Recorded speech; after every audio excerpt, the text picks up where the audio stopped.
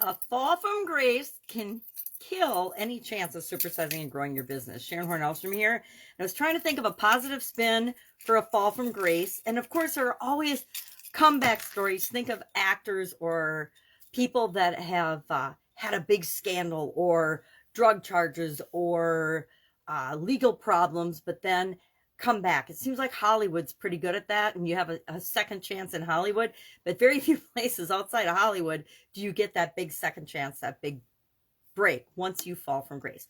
What does fall from grace mean? What is it? Where did it come from? And how can we use the warnings of a fall from grace to help us supersize and grow our business?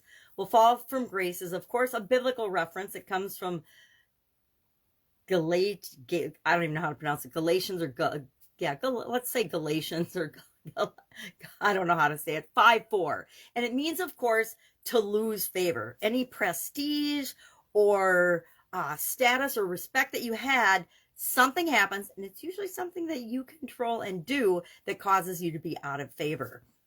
I had fun researching this because with respect to businesses, there are no shortages of businesses that have had huge falls from grace. If you just say Enron, Lehman Brothers, Standard Oil, Blockbuster, DeLorean, Allied Crude Oil, a lot of oil companies, which I find interesting, a lot of financial institutions were on the list of the top 24 biggest falls from grace. I'm going to just read some of these just so you can understand and relate. I was surprised how many of these stories I'm familiar with. Pan Am Airlines, E.F. Hutton, Arthur Andersen, again, financial or even worse, financially to consulting firms and things that were supposed to be validating different organizations' financial records to give the rest of the people in the world and investors trust and belief in what they were doing, have gone out of business. I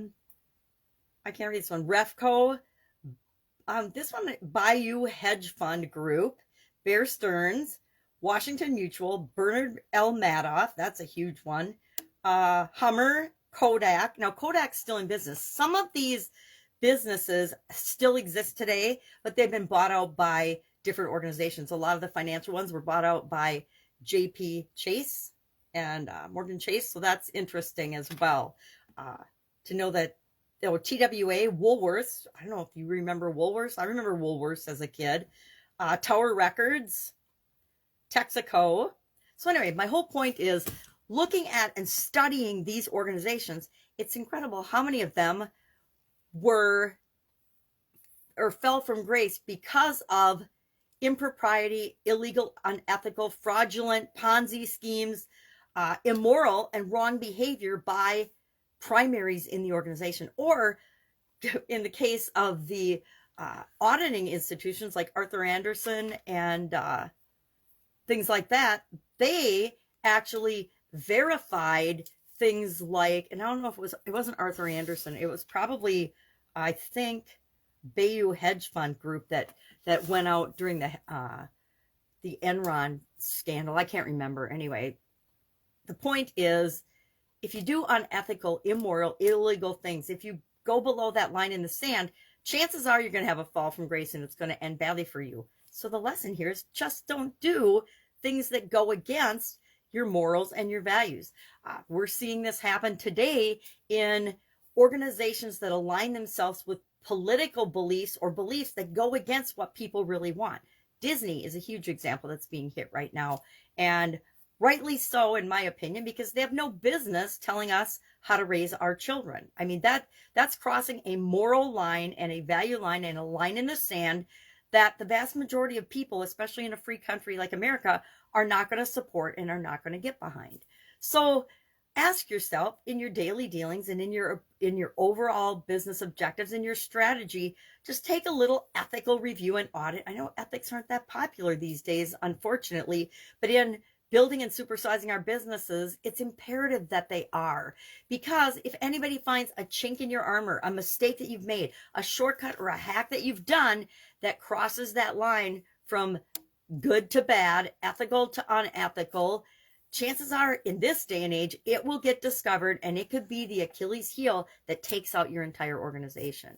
So just always do what's right. I guess I say this all the time. Think for yourself and do what's right, and build your business on a solid foundation of values and beliefs that are important for the people that you serve. Again, it's always a match. I mean, if you're a drug dealer, you ignore everything I'm saying, right? And if you're a drug dealer, you're probably not listening to me. So love to know your experience, your take on this particular idiom or expression. I used to believe that every time I made a mistake, it was a fall from grace and I was going to fail. But then I learned that failure is just a stepping stone to get what we want and to create what we want in our lives. And when we treat it that way, it's not a big overarching definition of who we are. It's just little mistakes and little stepping stones along the way to creating and supersizing our business. So share in the comments below your experience with fall from grace. Do you know anyone? Have you ever fallen from grace, and is this your second time around? Fess up and let people know that there is hope after making a mistake, making a judgment error. Guess what? We all make mistakes. We all make judgment errors, and we hope that they're not career ending, or I guess I've done a few things in my life that they ended something that I was a part of, but I didn't let them stop me forever. But they were never a moral issue. They were more of a judgment call on my part versus other people's opinion of a judgment call. All right.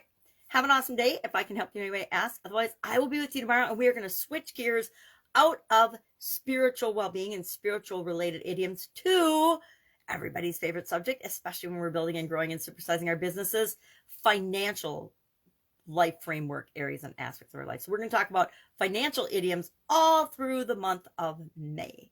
Any financial idioms you'd like to know the origin of, the meaning of, and how we can apply them to growing and building and supersizing our business? Not much of a stretch for this particular topic like it was for spiritual, emotional, and mental and physical, but it'll be fun to review some of all of our favorites. I think we're going to start with money is the root of all evil, because that seems to be the one that pops up for everybody. Or money doesn't grow on trees. We'll get to a lot of them.